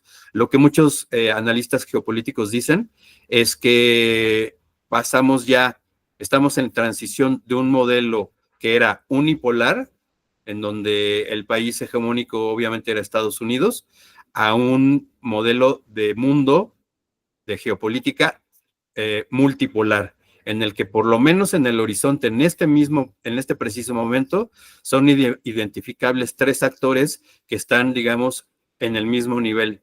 En diferentes aspectos, unos sobrepasan a otros, pero están en ese terreno en el que ya están dialogando entre ellos, están a punto de hacerlo, que son básicamente Estados Unidos, obviamente, Rusia y China. Para acá, lo que se va volviendo interesante y va haciendo más complejo el panorama es que está existiendo desde hace algunos años, no muchos, por ahí del 2008, 2010, una asociación de este tipo de países que se asocian más con lo que se da en llamar el sur global, que se llaman los BRICS Plus, que son básicamente, bueno, comenzó siendo Brasil, Rusia, India, ¿quién es la C? Sudáfrica. No, esa es la S, pero la C, la C no me acuerdo a quién le corresponde. Ahorita lo chequé. Pues China, justo. China y la S es Sudáfrica. Pero ya ahora es BRICS Plus, porque ya empezaron a tener otros estados miembros, además de que abrieron las posibilidades de asociarse, siendo estado asociado, ¿no? Sin que seas miembro de pleno derecho de la organización de los BRICS, a lo mejor sí puedes, si quieres, ser asociado, ¿no? Y bueno, ahí se está conformando una alianza geopolítica que tiene todo por delante en términos del futuro, ¿no? En términos económicos, en términos tecnológicos, en términos militares, en términos sociales, en muchos terrenos están a la avanzada y ya dejaron por mucho terreno atrás a Estados Unidos. De hecho, digamos, una de las lecturas de las actuales políticas de Trump, que se hacen por parte de estos analistas geopolíticos, que los que yo más sigo están más identificados con las lecturas que tienen que ver con la izquierda, aunque esos parámetros cada vez están siendo más obsoletos desde la perspectiva de ellos mismos. Sí, dice Cahué que hay un festival de cine de los BRICS, por supuesto, ¿no? O sea, esto va a reconfigurar el mundo y esto obviamente que va a afectar al mundo, por ejemplo, de los festivales. Europa, ustedes lo deben de saber, está de capa no caída, sino caidísima. Están arrastrando la cobija de una manera que dan hasta pena ajena. Y eso se debe en parte a que son los principales perdedores de la guerra proxy entre la OTAN y Rusia, y además están siendo abandonados por su principal aliado, que durante décadas fue Estados Unidos, ¿no? Estados Unidos no solamente les ha puesto aranceles en una guerra económica, aplicando este concepto, por ejemplo, esta cuestión de las tarifas, de los aranceles que le está poniendo Trump prácticamente a todo el mundo, incluso a las islas en las que solo habitan pingüinos. No sé si vieron esa noticia, pero es como un poco como de risa. Pero bueno, es una guerra económica obviamente, que cae dentro de esta categoría de geoeconomía, ¿no? Lo que está sucediendo ahí es que el mundo, los ejes del mundo están cambiando y Estados Unidos está tratando con medidas casi que desesperadas ponerse al tiro y llegar a alcanzar a sus principales competidores, que ahora son Rusia y China. Por eso le propuse a Carlos que pusiera de imagen el misil ultrasónico del Oreshnik, no porque yo sea una persona belicista, sino porque es que justo ese rebase militar y muchos otros, ¿no? También Rusia cada vez está mejor con su economía, y no se diga la China, que tiene un superávit impresionante y niveles de crecimiento económico anual que superan a los de cualquier país de todo el mundo. Y además estamos hablando en términos demográficos del país con más población del mundo, con 1.400 millones de personas, frente a los 330 millones que tiene Estados Unidos. Pues imagínense, no hay punto de comparación. En fin, que la cuestión se está poniendo muy interesante desde el punto de vista del análisis geopolítico. Y pues bueno, la cuestión es que los festivales van a tener que reconfigurarse. La cosa está cambiando, ¿no? Ya no van a poder llevar la batuta de la misma manera, se las van a disputar los diferentes festivales que están proponiéndose desde el lado de estos países que están como emergentes, como potencias mundiales, y se va a tener que reconfigurar eso, ¿no? De la distribución ya hablamos un poquito, de la revolución, pues bueno, ahí tenemos el ejemplo de Cuba y de la URSS. Del tercer cine también hablamos un poquito, y no se diga del tema de la guerra y el cine, ¿no? También eso está, pues, todo el tiempo ahí funcionando. Incluso hay un teórico francés que les recomiendo mucho leer, que se llama Paul Virilio, que reflexiona desde el punto de vista teórico en muchas cuestiones que tienen que ver con la mirada y con la velocidad y con el terreno militar en relación con el cine, ¿no? incluso con el cine que pensamos pues, que no tiene nada que ver, pues sí tiene todo que ver, ¿no? Y bueno, para cerrar la charla, me gustaría abrir el micrófono para que ustedes opinen y digan pues, si quieren ustedes aportar algo más o si quieren preguntar algo o si quieren compartir algo. Tenía 2 láminas que ya no pude poner, pero bueno, se las pongo nada más, por lo menos para que las vean, mientras que ustedes hacen sus propias participaciones. Y les pido una disculpa por haberme pasado de la hora, Carlos. No, no te preocupes, Lev. La verdad es que muy interesante y digo, se presta para que las conversaciones de quienes estamos aquí, pues también enriquezcan toda la presentación. Pero no, adelante. Gracias, gracias. Si alguien quiere participar ahí, puse esa lámina porque pues justo es un fotograma de la película que mencionó Verónica, ¿no? La Jetée de Chris Marker, que para mí es uno de los grandes directores de la historia del cine. Esa película que ganó el festival, que les platicaba, que ganó el Festival de Berlín el año pasado, y que yo la programé junto con una película dirigida por Alain René y Chris Marker, también sobre el arte africano, que se llama Las estatuas también mueren, y que también es una obra maestra del cine ensayo a nivel pues, general, ¿no? De la historia del cine, pienso yo, ¿no? Pero bueno, Cauê, adelante. Gracias, Cauê. Gracias. No, yo estaba a pensar porque creo que es importante como el trabajo que el bando curatorial está haciendo acá de conectar diferentes programadores de América Latina.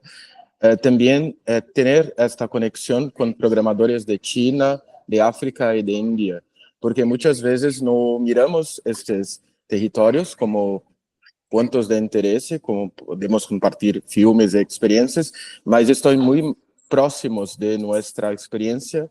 Si pensarmos, por ejemplo, la Europa o los Estados Unidos, que son más distantes, están a enfrentar otras condiciones de trabajo. Entonces, pienso que estamos siempre a mirar los grandes festivales como Veneza, Cannes, Locarno, Rotterdam, mas estamos poco atentos para los festivales que acontecen en África, en India, en China.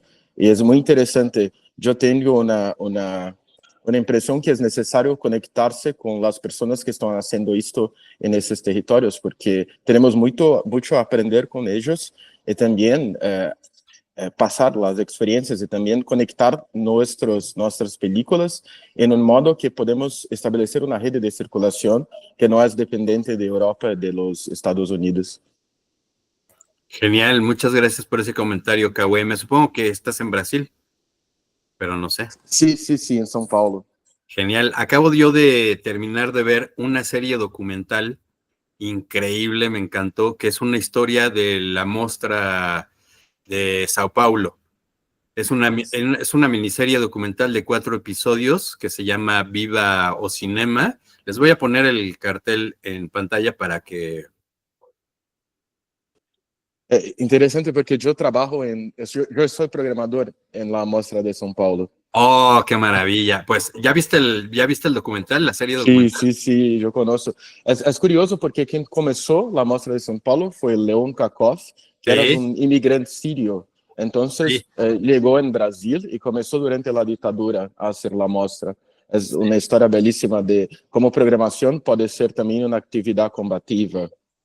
Y además se muestra muy claramente en esa miniserie documental de la que les voy a poner ahorita el cartel.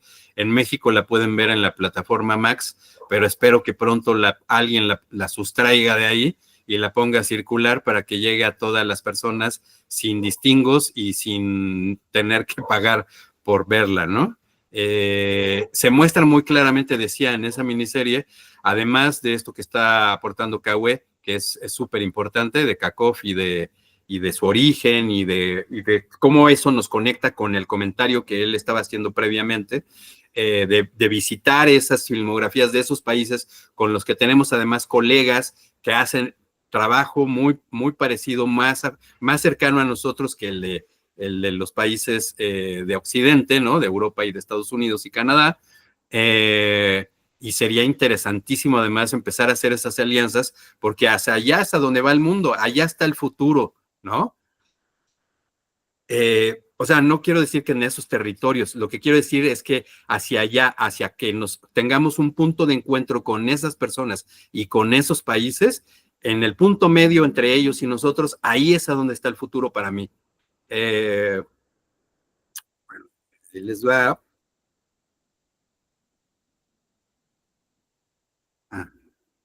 Denme un segundo.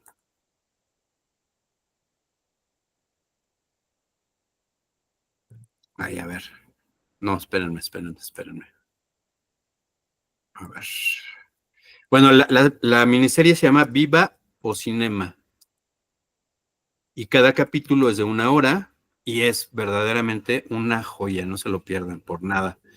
Y bueno, ya les digo, si no tienen acceso a él, eventualmente yo estoy afanado en que lo podamos conseguir para, pues para que circule, ¿verdad? Sin tener que pagarle a estos barbajanes gringos que lo tienen en su plataforma. Eso también se me hace bien patético, o sea, además de todo, ellos son los principales distribuidores y para conocer el cine de nuestros propios países tenemos que pasar por las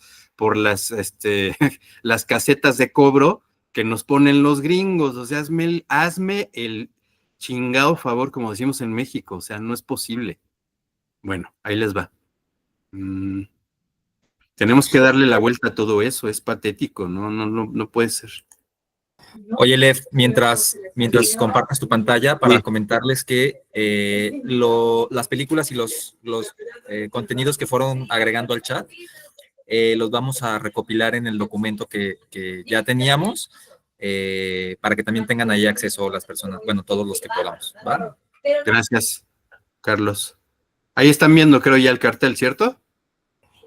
No. ¿No? Ah, chis. Pues no sé, entonces no sé qué hacer. A ver. Ya. A ver, ahí les va.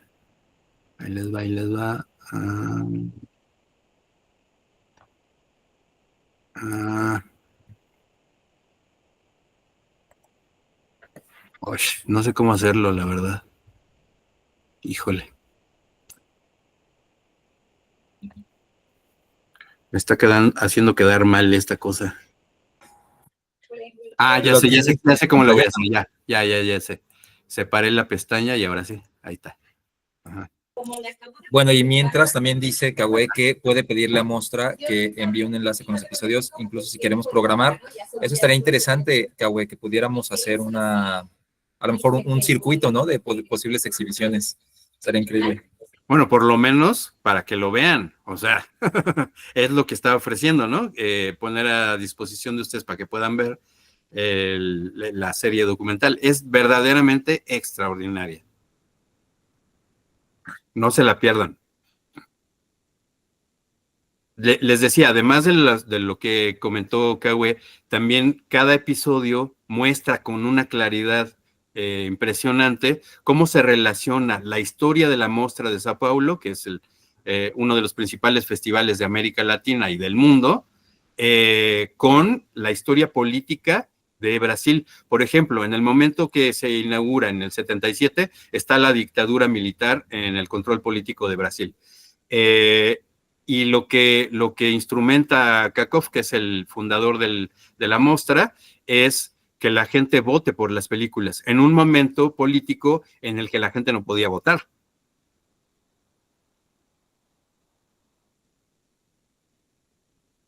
Quiero decir, no podía votar en términos políticos para elegir a sus líderes políticos, a sus gobernantes, ¿no? Pero entonces ese impedimento se practica en una muestra de cine para elegir a la mejor película.